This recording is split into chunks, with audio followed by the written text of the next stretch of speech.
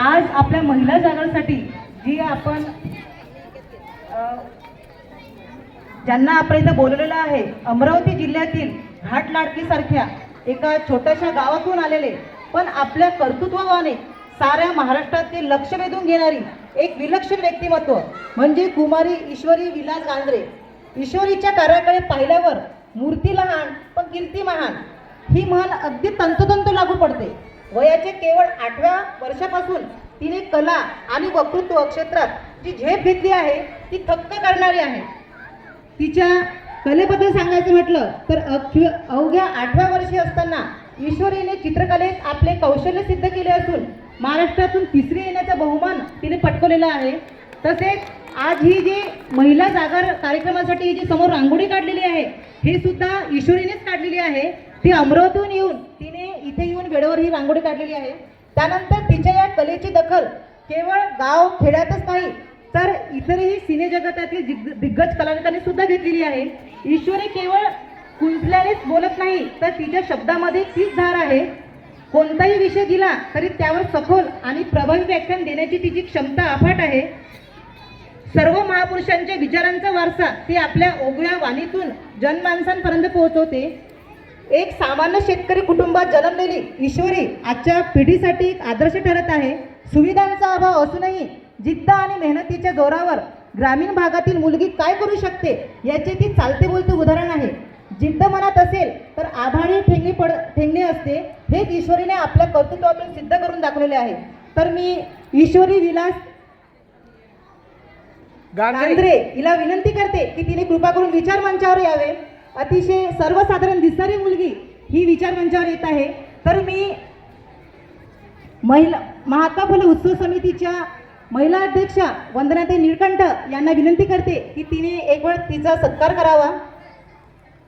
वंदनाताई निळकंठ यांना मी विनंती करते.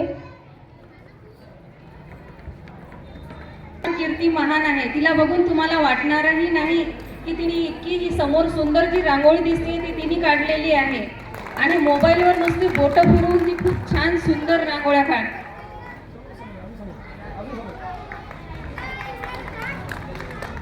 अतिशय सामान्य कुटुंबातली आणि विशेष म्हणजे तिचा सुद्धा उद्या पेपर आहे. पेपर असून सुद्धा ती ह्या कार्यक्रमाला आवर्जून येथे उपस्थित झालेली आहे.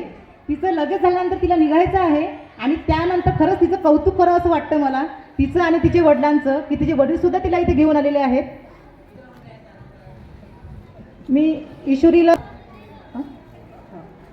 उपासक तथागत गौतम बुद्ध ज्यांनी या महाराष्ट्रात सदाचाराचं सिंचन पेरलं ते राष्ट्रगुरु जगद्गुरु संत तुकाराम महाराज जिच्या कुशीत या महाराष्ट्राचं नेतृत्व घडलं आणि वाढलं ते जगातलं सर्वात वंदनीय मातृत्व राजमाता राष्ट्रमाता माँसाहेब जिजाऊ. शब्दे कित्येक झाली रयतेच्या दुःखाला पार नाही ए रे शुभा पुन्हा जन्माला आता म्यानात तलवार उरली नाही आता म्यानात तलवार उरली नाही.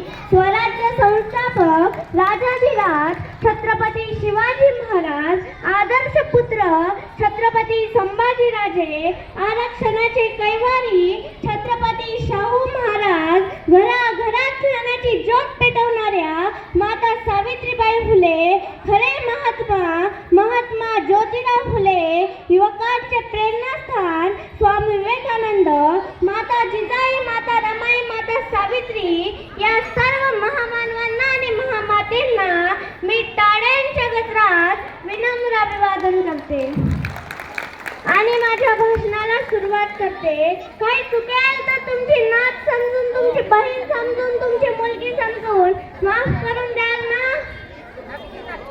मग बोलू का? कामयाबी में दुनिया तुम्हारे साथ होती है मगर जब तुम नाकामयाब होते हो तो पूरी दुनिया तुम्हारे खिलाफ होती है. म्हणून इथं बसलेल्या तमाम माता भगिनींना सांगते विनंती करते काय करायचंय काय झक मारायची आहे. रात्रीचा दिवस करू दिवसाची रात्र करू पण साला अपने भी दिन बदलने चाहिए.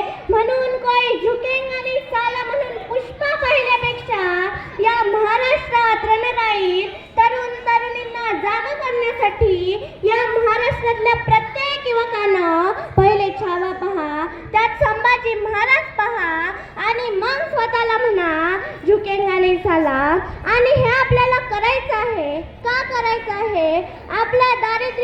कोणी आपल्याला लग्न समारंभात कोणी बोलवत नाही. आपल्या बापाला गाडीवर बसून कोणी नेणार नाही. म्हणून आपणही आपल्या आईसाठी स्वप्न पाहिलं पाहिजे. आपणही आपल्या वडिलांसाठी स्वप्न पाहिलं पाहिजे. बायकोसाठी ताजमहल बांधणारे लय पाहिले या जगात, पण आईसाठी आणि लोकांच्या राज्यासाठी स्वप्न पाहणारा एकच माणूस या अखंड महाराष्ट्रात होऊन गेला. त्यांचं नाव म्हणजे छत्रपती शिवाजी महाराज. आपल्याला स्वप्न पूर्ण करायची आहे. कुणाची? आईची, लोकांची. त्यासाठी काय करावं लागेल? त्यासाठी सर्वात अगोदर आपल्याला आपल्या गरिबीचा राग आला पाहिजे. लोकांनी आपल्याला हिणवलं पाहिजे. लोकांनी आपल्याला डिवचलं पाहिजे. आज प्रत्येक समाजात गंभीर परिस्थिती निर्माण झाली आहे. आई वडील मुलांसाठी गंभीर झाले आहेत. लग्नाच्या मुलांना मुली मिळत नाही आहे. का मिळत नाही यावर चिंतन मंथन कुणी करत नाही. मुली काय लग्न करत नाही? मुलींनी लग्न करणं काय बंद केलं? सर्वच मुली लग्न करून राहिल्या, पण कुठं तरी आमचा तरुण कमी पडत आहे. मुली चांगलं शिक्षण घेत आहे आणि आमचा तरुण मोबाईलच्या स्क्रीनवर झूम करू करू पोरी पाहत आहे, गेम खेळत आहे. बापाच्या भरोशावर भिकारचोट मित्रमंडळांसोबत बारवर चहाच्या टपरीवर एका हातात चहाचा कप, दुसऱ्या हातात सिगरेटचा धुवा छाती तोडत आहे. आणि मग कोण मुलगी तयार होईल या संतर गुल्ह्यासोबत लग्न करण्यासाठी? कोण बाप आपल्या मुलीचा हात या संतर गुल्ह्याच्या हातात देईल? आता आपल्या मुलींच्या शिक्षणाचा स्तर कुठे आहे? येणाऱ्या पुढील वर्षाच्या कार्यकाळात आपल्याला प्रत्येक ऑफिसच्या टेबलावर 90% मुलीच दिसणार आहे. ही आजची भविष्यवाणी आहे. असं कुठं झालंय? चांगलं काम करणाऱ्या पोराचं लग्न जुळत नाही. असं कुठं झालंय? जगाच्या हिशोबानं चांगल्या काच्या पिच्या कमावत्या पोराला पोरगी मिळत नाही. दुनिया झुकती है झुकाने वाला चाहिए. दुनिया झुकती है झुकाने वाला चाहिए. युवा ओ नहीं होता जो हवा के साथ बहता है. युवा ओ होता है जो हवा का रूप बदल देता है. हवा ते करता येईल. आता वेळ अभ्यास करायची आहे. बापाने मुलाला मोबाईल घेण्यासाठी 25,000 दिले नाही, म्हणून मुलाने गळफास लावून घेतला. अरे काय हा प्रकार आहे? तुम्ही जगता कशाला? स्वतःच्या मेहनतीवर हिमतीवर घ्या ना. 5-5 लाखाचे मोबाईल घेऊन फिरा ना.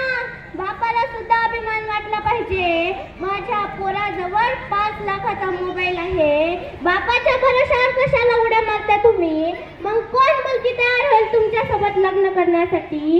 इथं बसलेल्या तमाम माता भगिनींना सांगते, कळकळीची विनंती करते, तुझ्याकडं स्नॅपचॅट आहे, तू त्याच्यावर फोटो पण काढते, सोबत एखाद्या दलिंदरींना पण घेते. With my bestie, with my bro मानलेला सख्या भावासोबत आम्हाला बोलायला वेळ नाही. त्यात विथ माय ब्रो, विथ माय सिसो कुठून आणली अर्धवट इंग्रजी? आता इथे एखादा तरुण आहे, चांगलं काम करणार आहे. तो म्हणेल यावेळी आपणच सरपंच व्हायचं का? बाजूचा आपल्याच भिकारचोट मित्रमंडळातील म्हणते, राहू दे ना, तुझ्या काय जाते? म्हणजे परिवर्तन करायचं आहे, पण आपल्यातलं एखादा गरीबाचं पोरग म्हटलं काहीतरी करायचं आहे, त्याला सल्ला देणारे भरपूर लोक आहे. आता घरात पोरगी आहे, घरात मोठा भाऊ आहे, भावापेक्षा पोरगी हुशार आहे, समाज आहे, जात आहे, त्यात नातेवाईक आहे. आई वडिलांना सांगेल हिचं लग्न करून द्या, म्हणून आई वडिलांना एक कडकडीची विनंती आहे, चांगलं शिकणाऱ्या पोरीला चांगलं शिकू द्या. पण शिकू देताना एक विनंती आहे, रात्री जेवायला बसताना सहकुटुंब जेवायला बसा, तिचा त्याचा मोबाईल चेक करा, बरंच काही त्याच्यात लॉक करून ठेवलेलं असतं, त्याचा शोध घ्या. पोरीसोबत चांगलं वागा, नाहीतर पोरगी वय म्हणून मारायचं आणि पोरगा वय म्हणून सोडायचं. आपल्या पोरीचा जसा विचार करता तसा दुसऱ्याच्या पोरीचा सुद्धा करा, नाहीतर आपली ठेवायची झाकून आणि दुसऱ्याची पाहायची वाकून. हे आरामी धंदे जोपर्यंत आपल्यातले जाणार नाही तोपर्यंत परिवर्तन होणार नाही. आता रस्त्यात एखाद्या पोरीला कोणी छेडत असताना हे विचार करते, मी मनात गेल्यापेक्षा, मी मार खाण्यापेक्षा आपण मनात न गेलेलं बरं. पण रस्त्यात एखादी पोरगी एकटी आहे, मला हिच्यासोबत कधी बोलता येईल याचा चान्स शोधणारे एवढं तरी लक्षात घ्या, कुणाच्या महाराष्ट्रात राहतो आपण. गेली कित्येक वर्षापासून प्रबोधनाची चळवळ या महाराष्ट्रात वाहत आहे, तरी इथला तरुण एखादी पोरगी नाही म्हणते म्हणून आत्महत्या करते, एखाद्या पोरीनं ब्लॉक केलं म्हणून आत्महत्या करते. त्यापेक्षा असे संतर गुल्हे आईच्या पोटातच मेलेले बरे. अहो, भगतसिंग सुद्धा तरुण होते हो, वयाच्या 23व्या वर्षी फासावर गेले. त्यांना वाटलं नसेल का प्रेम करावं, त्यांना विचारली प्रेमाची व्याख्या, तर ते त्याचं उत्तर देतात, मेरे आदत से वाकिफ है मेरी कलम, मेरे आदत से वाकिफ है मेरी कलम, जब भी इसका लिखना चाहता हूँ इनकलाब लिख देता हूँ. म्हणून सांगते, प्रेमच करायचं असेल तर आपल्या देशावर करा, आपल्या राष्ट्रावर करा, आपल्या आईवर करा, आपल्या वडिलांवर करा, महात्मा ज्योतिराव फुलेंवर करा. मित्रांनो, भूतकर निकाय नावाच्या एका बौद्ध ग्रंथात भगवान गौतम बुद्ध आणि आनंद यांचा एक संवाद आहे. त्यात आनंद बुद्धांना असं म्हणतात की भन्ते मूलगंध, पुष्पगंध आणि सारगंध हे गंधाचे 3 प्रकार अख्ख्या जगाला ज्ञात आहेत, पण असा एकही गंधाचा प्रकार नाही की ज्याचा सुगंध वाऱ्याच्या दिशेने सुद्धा जातो आणि वाऱ्याच्या विरुद्ध दिशेने सुद्धा जातो. तेव्हा भगवान गौतम बुद्ध म्हणतात की आनंद, भन्ते मूलगंध, पुष्पगंध आणि सारगंध हे गंधाचे 3 प्रकार अख्ख्या जगाला ज्ञात आहेत, पण एका महामानवाचा कीर्तिगंध असाही होता की ज्याचा सुगंध वाऱ्याच्या दिशेने सुद्धा गेला होता आणि वाऱ्याच्या विरुद्ध दिशेने सुद्धा गेला होता. ते महामानव म्हणजे महात्मा ज्योतिराव फुले असावेत असं मला वाटतं. कारण मित्रांनो, तुम्ही महात्मा फुलेचा वेळचा कालखंड लक्षात घ्या. हजारो वर्ष बहुजन समाज गुलामगिरीच्या गातातेत बुडालेला, वर्णवादी घोड्याच्या टाफाखाली चिरडला जात होता, त्यांच्या आबरूची लक्तरं वेशीवर टाकली जात होती, जातीपातीचे भेदभाव मोठ्या प्रमाणात वाढले होते, सरसत्या रक्ताची धगधगती दौड थांबली होती, भारतीय समान तेजोहीन झाला होता, माणसाला माणसाची आठवण उरली नव्हती, वास्तव्याचं भान उरलं नव्हतं. श्रीमंतांनी आपलं सुख आणि गरिबांना आपलं दुःख जपून ठेवायचं, अशा रीतीने सामाजिक गुलामगिरीचा अंधार सर्वत्र दाटलेला असताना ज्यांच्या पावलांनी सत्यशोधक धर्माची पहाड या देशात उगवली, त्यांचं नाव म्हणजे महात्मा ज्योतिराव फुले. आफ्रिकेचे राष्ट्रीय अध्यक्ष नेल्सन मंडेलांनी महात्मा फुलेंचं गुलामगिरी नावाचं पुस्तक वाचलं आणि मंडेलांच्या डोळ्यात पाणी आलं आणि मंडेला म्हणाले की महात्मा फुले फक्त भारताच्या मातीतील नव्हे तर अखंड जगाच्या पाठीवरचे गुलामांच्या हक्कासाठी लढणारे पहिले क्रांतिकारक होते. महात्मा फुलेंनी थॉमस पेनचा द राईट टू फ्रीडम नावाचा ग्रंथ वाचला आणि त्यातला एक विचार महात्मा फुलेंना आवडला. The world is my country and two is my religion, म्हणजे जग हेच माझं राष्ट्र आहे आणि सत्कर्म हाच माझा धर्म आहे. याच विचाराने महात्मा फुलेंनी चालून आपलं संपूर्ण आयुष्य समाजासाठी वाहून दिलं. म्हणूनच महात्मा फुले म्हणजे सामाजिक शोषणाच्या पानामुळाशी जाऊन कुंदर चालवणारे पहिले क्रांतिकारक होते. हुनवंताच्या टाचीखाली रगडला जाणारा माणसाला माणुसकीच्या प्राथमिक हक्कासाठी लढणारे सैनिक म्हणून दिव्य काम करत होते आणि ते महात्मा फुलेंनी करून दाखवलं. म्हणूनच बुद्धी सम्राट डॉक्टर बाबासाहेब आंबेडकर हे महात्मा फुलेंना आपले गुरु मानतात, तर सावरकरांनी त्यांना राष्ट्राचे निर्माते म्हणून संबोधले, तर ख्यातनाम इतिहासतज्ञ रामचंद्र गुहा हे त्यांना राष्ट्राचे निर्माते म्हणून संबोधतात. शाहू महाराजांनी त्यांना मार्टिन लुथर किंगची उपमा दिली, कारण खऱ्या अर्थानं समाज सुधारण्यासाठी, समाज क्रांतीसाठी, समाजशील वनवंतरासाठी अष्टप्रवर्तवणाऱ्या समयप्रमाणे महात्मा फुलेंनी काम केलेलं आपल्या सगळ्यांच्या लक्षात येतं. महात्मा फुलेंनी काम केलेलं आपल्या सगळ्यांच्या लक्षात येतं. छत्रपती शिवाजी होते, पण त्यांच्या इतिहासाला महाराष्ट्र विसरला होता.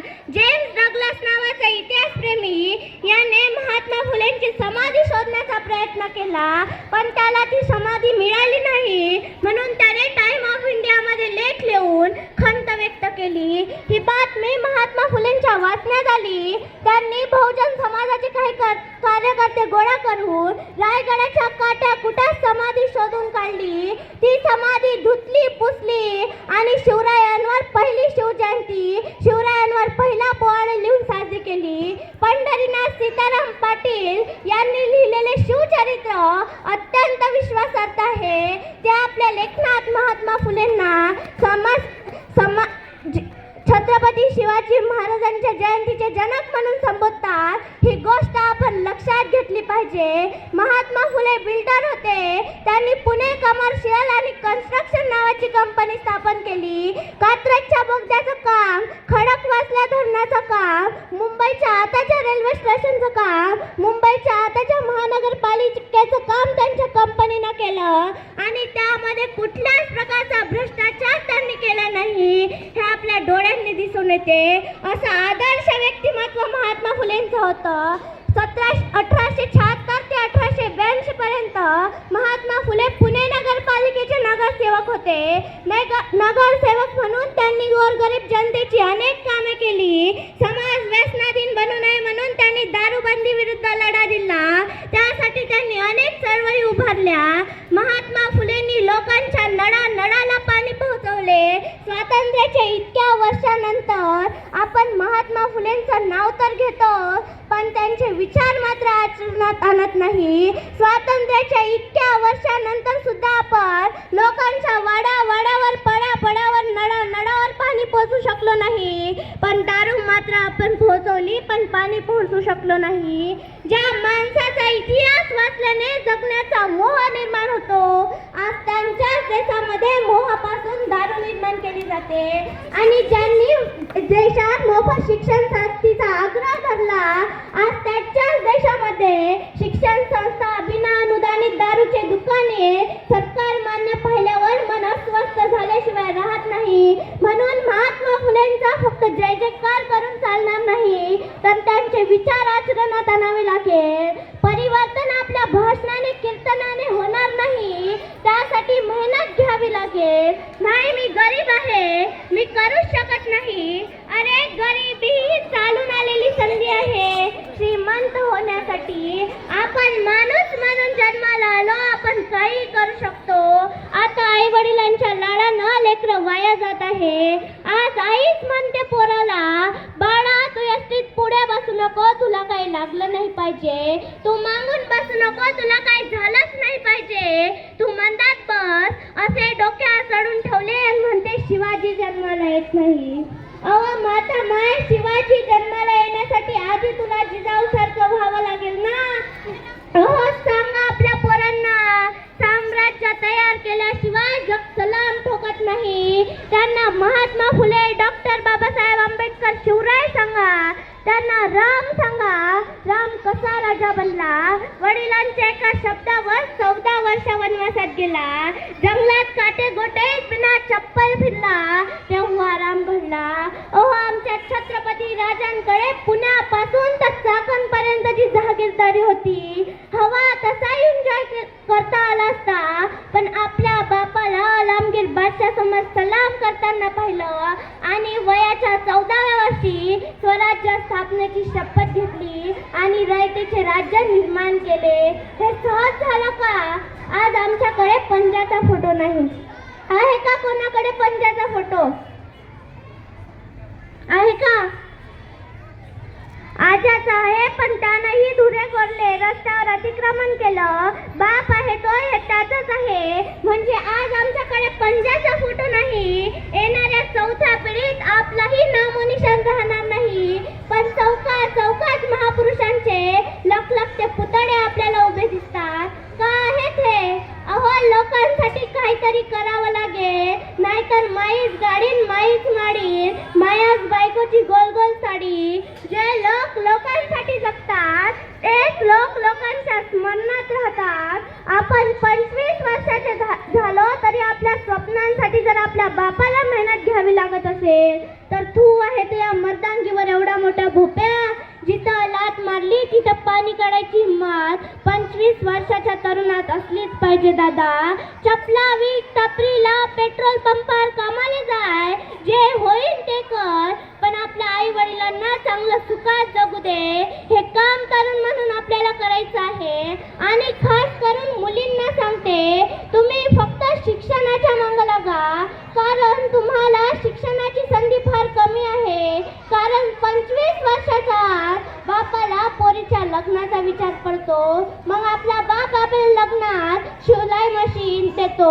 मग लागला ते दिवसभर तुझ्या मग खटाळ खुटाळ खटाळ खुटाळ पायडल मारत राय. नवरा शेतात कामावर, घरावर पाठी, येथे पिको फॉल करून मिळेल, येथे शेवड्या करून मिळेल. आणि मग लयच झालं तर ब्युटी पार्लर आहे सर्वांकडे. म्हणून हेच दिवसाची अर्धा वेगवेगळी दिसते. विद्याचं माहेर घर असलेल्या पुण्यात एक घटना घडली. MPSC परीक्षेत 5व्या रँकवर आलेली पोरगी फॉरेस्ट ऑफिसर होते, पण आंधळ्या प्रेमात तिला हे कळत नाही आपण कोणा संतर गुल्ल्या भिकार चोटाच्या मागं का राहायचं, त्याची लायकी काय आहे. ती त्याच्यासोबत गड किल्ल्यावर फिरायला जाते आणि तो नालायक तिची हत्या करतो. म्हणून सांगते, आपल्यावर आपल्या आई वडिलांशिवाय दुसरा कोणी निस्वार्थी प्रेम करूच शकत नाही. म्हणून त्या बापाचा सन्मान आपल्याला जगवायचा आहे. त्या बापानं किती मोठं स्वप्न पाहिलं असेल की माझी पोरगी क्लास 1 अधिकारी होऊन लाल दिव्याच्या गाडीत घरी येईल, गाव तिचा सत्कार करेल. आणि हे सर्व पाहण्या अगोदर जर त्या पोरीचं प्रेत घरी येत असेल तर त्या माय बापानं कुठं जाऊन रडावं. बापानं लहानाची मोठी करायची, हाडाचे कळ करायचे, रक्ताचं पाणी करायचं, आणि आपण हे असले धंदे करायचे का. नाहीतर आजकालच्या पोरापोरीच्या वेगळ्याच कविता सुरू आहे. किती घेतले वचने आपण आणि किती घेतल्या आना भाका ग. किती घेतले वचने आपण आणि किती घेतल्या आना भाका ग. तुझ्याशिवाय प्रिय माझी कुठेही नाही शाखा ग. इकडून पोरगी म्हणते, नको फसवूस नको मारूस अशा खोट्या बाता रे. तुझ्यासारखे किती झुलवले असेच येता जाता रे. म्हणून प्रेम करायचं असेल तर महापुरुषांवर करा, आपल्या आईवर करा, आपल्या वडिलांवर करा. हीच विनंती या बुलढाणा वासियांना करते. सर्वांना महात्मा फुलेच्या जयंतीच्या शुभेच्छा देते. धन्यवाद.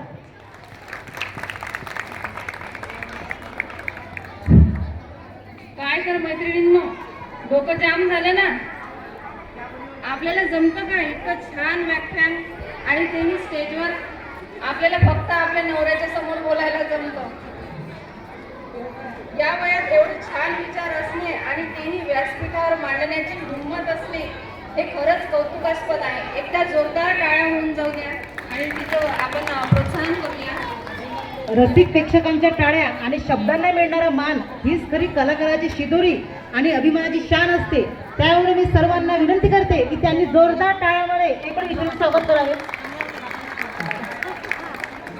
कोणाचे चित्र 5 मिनिटात काढते ते 5 मिनिटात असणाऱ्या वैशालीताई ठग मॅडम यांना मी विनंती करते की त्यांनी विचार मंचावर यावं. आणि त्यांचे स्वागत करण्यासाठी मी महात्मा फुले उत्सव समितीचे सचिव रंजनाताई पवार यांना सुद्धा